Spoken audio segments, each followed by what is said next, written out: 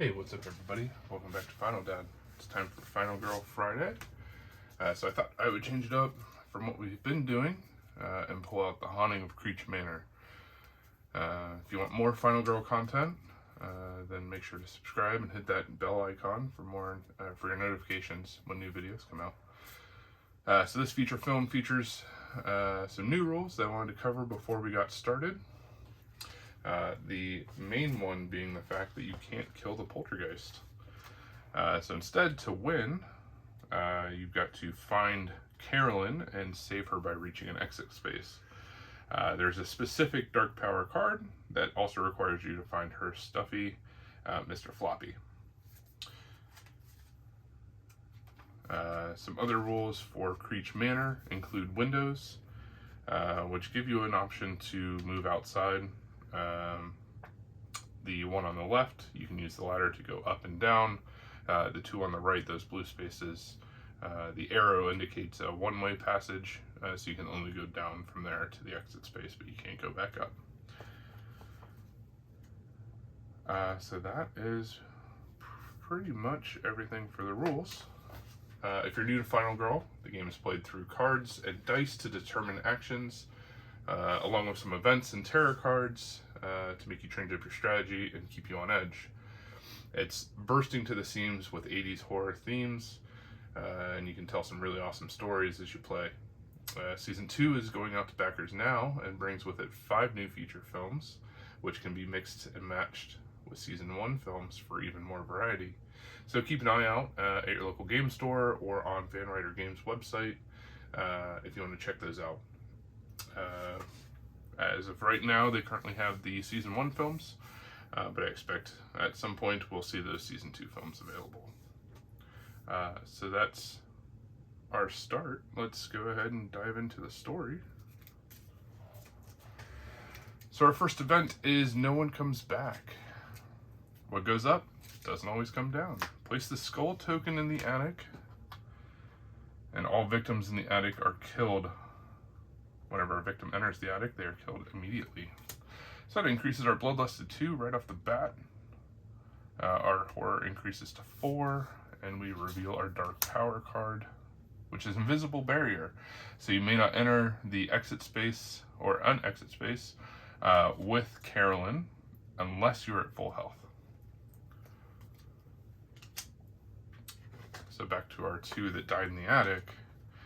There was nothing but darkness as they went up the ladder to the attic, but upward they went, sure that they could hide up there and maybe find a weapon. And like so many before them, they were immediately swallowed by the blackness and would never return. And that's a shame. So let's go avenge them by finding Carolyn as quickly as possible and getting out of here. We're going to start by walking. Or not. We're not going to walk at all. We're going to take a damage to lose a heart, and we're going to lose 2 time, and we'll move 1 space over to the foyer.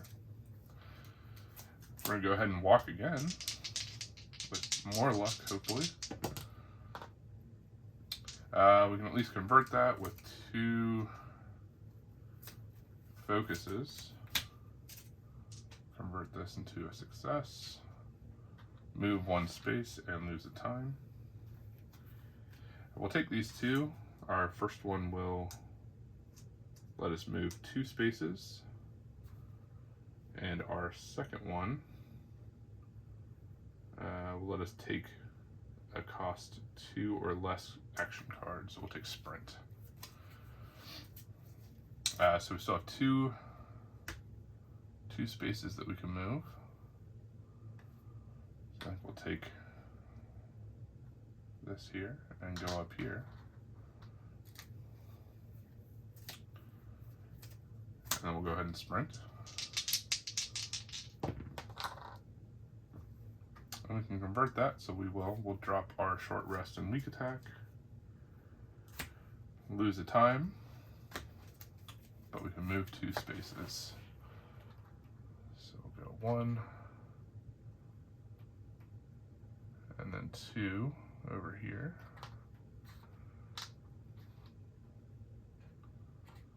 which is right by the closet. We can go search there. Hopefully soon. We moved 1, 2, 3, 4, 5, 6, 7 on our turn, which nets us an achievement. And then we'll go ahead and pick up Sprint with our 2 time that we have remaining. Poltergeist moves, so she moves 2 into the foyer. And then we get our first terror card, which is the ground is shaking, so she moves all the way up to our space anyway. And then she's going to kill one of these victims, which is highly unfortunate. But we don't take any damage, so our moves are not panicked on the next phase.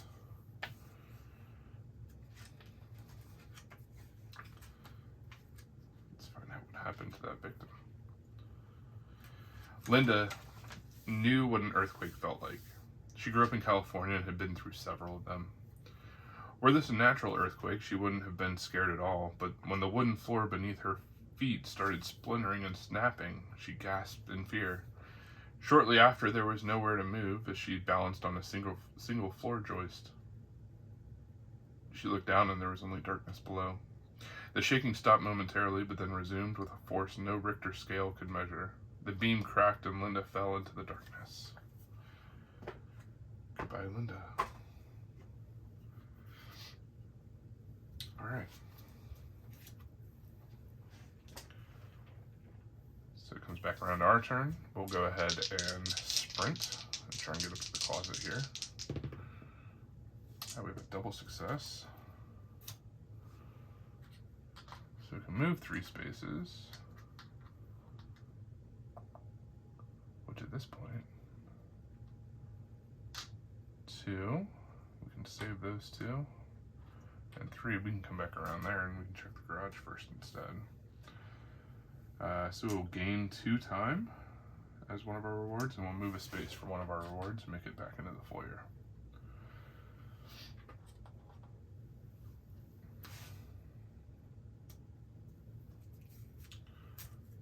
With that,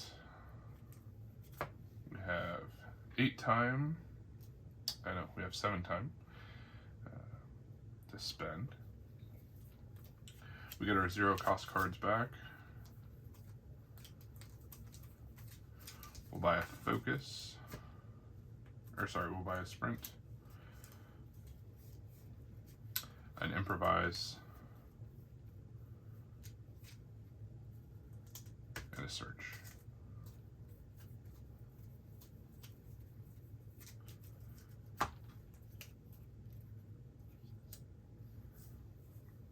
Poltergeist turn.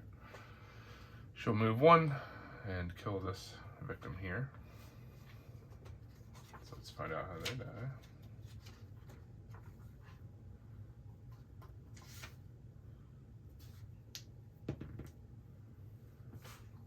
The roar of the thunderstorm filled the room as Jenny cowered in the corner. She was shaking from fright as much as she was from the vibrations of the house, with each booming thunder. She could have sworn the shadows were moving around her, so she closed her eyes and put her head on her knees and began praying. Probably for the best, otherwise she would have seen the ghost of Helen Creech slowly floating across the room toward her. She began to lose her ability to speak as the poltergeist got closer, and the prayer became disjointed words. Until finally the words began to choke her as she tried to pray. Even still, she didn't think to stop praying and eventually lost consciousness. She would never be heard from again, another victim of the poltergeist of Creech Manor. There's Jenny. We are quickly losing victims.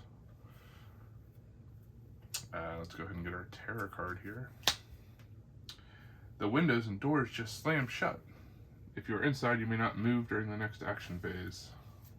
Alright, we are inside. We get a new event. Push the edge. Roll a die for each victim in the window. If the roll is a 1 to 4, that victim jumps and is killed. So 5, that one is safe. 2, that one's not. So that increases again. And we're really behind on this. We should be at 5. So our horror is at 6.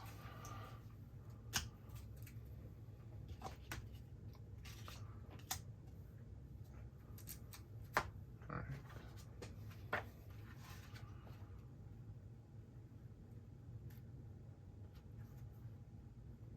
The fear had taken hold, and Johnny truly believed that there were only 2 options. One was to stay here and die. Who knows how. The other, well, he dashed for the window and threw himself out of it. So that's how Johnny died. With that, we can't move on our turn, but we can work on getting this focus down. Double success, so we drop the horror and gain 2 time, which puts us at 8. We'll try again. Single success drops the horror and we lose a time, puts us at 7. And with 7 time, I think we'll grab another search, and we'll grab sprint. That's 4, and then we can grab a distraction for 3. And that puts us at 10 cards. Poltergeist turn. I'll move 3 to the nearest, which I think would be us. Yep. And she's going to attack for 2. We don't have any way to guard against that, so we're going to eat that damage.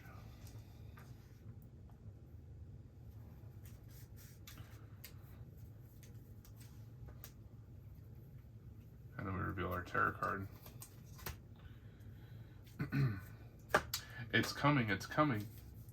Kill 1 victim in each space the killer passes through, including the current final spaces. The victim doesn't move because she is already in our space. So that's lucky. We are an adrenaline rush because we only have 1 health token left. So I think what we'll do is we will go ahead and we'll do improvise. We get an additional.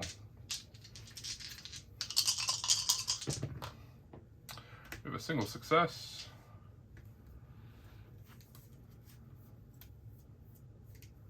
Which isn't the best for where we're currently at. But we get 3s and 4s as successes for our next horror roll, so I guess we'll go ahead and walk. And we rolled 2 successes and a 4, so a total of 3 successes. We can move 2 spaces, puts us in the garage. And we'll go ahead and search the garage. We can discard 2. So we'll discard weak attack. And walk. To convert that.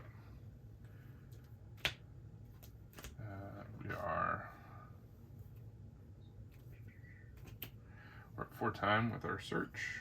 We take the top item of our space. So we get the first aid kit. We'll go ahead and search again.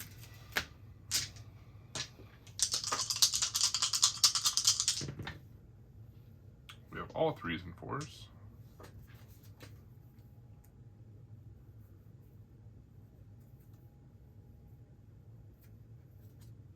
We'll discard a sprint and a short rest.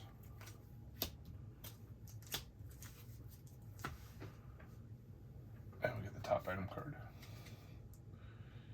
So we get the map during the action phase, or discard during the action phase. And then for each item deck, do one of the following. If the top card is face down, you may turn it face up. If the top card is face up, you may discard it from the game and turn the next card face up. We'll go ahead and do that now. So So there's Carolyn. So we're gonna stay right here. We're gonna discard the energy drink. And we're gonna discard the padlock.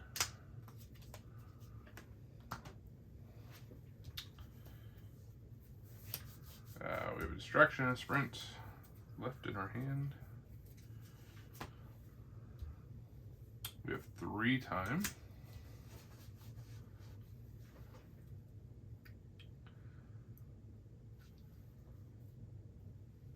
So I think we'll buy a distract. We'll buy guard.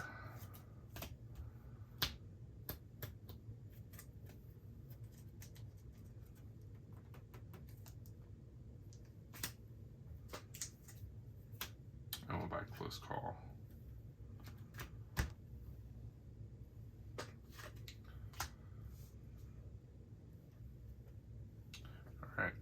Poltergeist is going to move towards us. And then she is going to attack. So we'll go ahead and guard.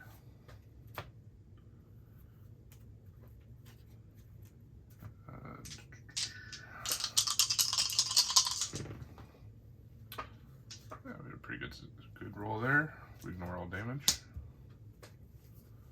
We draw our tarot card. Voices. I hear voices. All victims able to move up to the next floor do so. Not currently able to. We increase the horror. And then Poltergeist goes after that victim. So 1, 2, 3.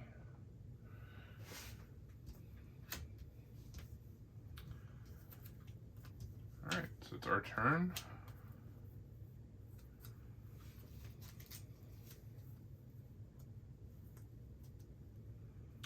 Let's see, we'll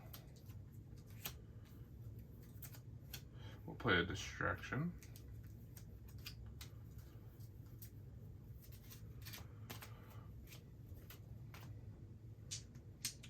We still have 3 dice because of the adrenaline rush. We rolled double success. So we lower the horror by 2 and we gain 2 time. We still have a sprint and close call.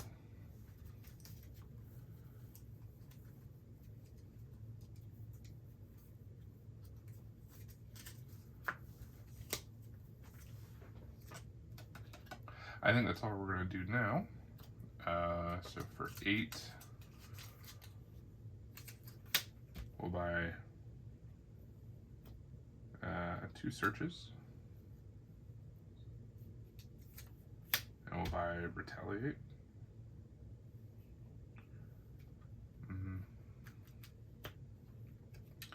We'll buy a search for 2.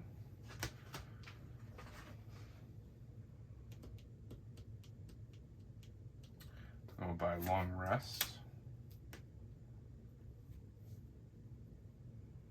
for 5. So that's 7. And then we'll buy a close call.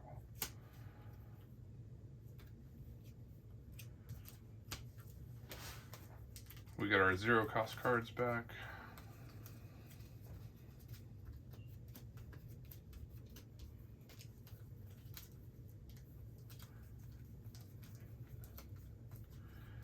We'll leave weak attack out.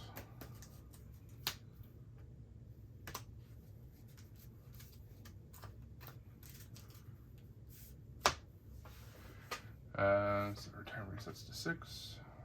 Poltergeist is going to move to the closest and kill that victim.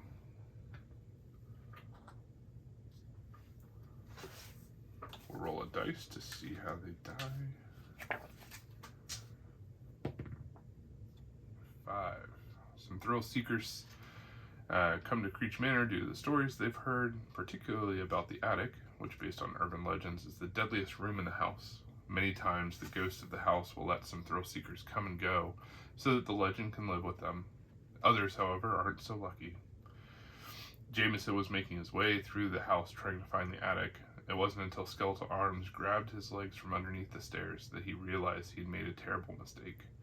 Bony tendrils of fingers dug into his skin, scratching it off his ankles until only the bone remained. He fell from the pain alone and tumbled down the stairs, where the skeletal dogs tore into him for their long overdue meal.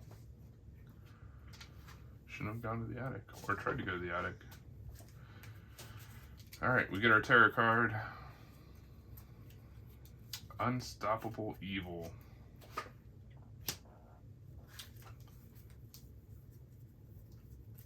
Alright. This is probably going to kill us, so let's go ahead and roll.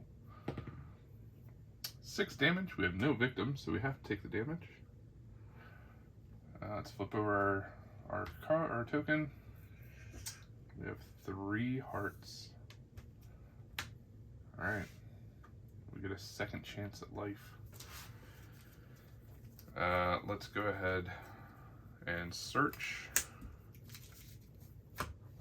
We no longer get the bonus because we are not adrenaline rush anymore. We can discard 1 to make that a success, or discard 2 cards to turn that 1 into a success. And we'll go ahead and discard 2 focus, which will just take the top item. So we now have Carolyn, but we may not enter an exit space with Carolyn unless we have full health. So we'll go ahead and short rest. We can discard up to 4 cards, so we'll discard 2 close calls. Let's see, that'll give us 1 heart for 1 time, plus an additional for the, so yeah, that'll give us enough to get us to full. And then we'll go ahead and sprint and try and get out of this house. We can discard 2 to make that a success. We'll discard long rest and walk. We can move 2 spaces. Cost of a time. And we can play our last walk. We have a success, which lets us move 1. We take Carolyn with us, and we exit out the door.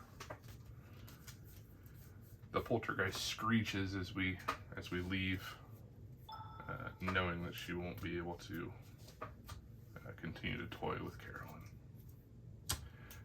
And so that is Poltergeist at Creech Manor.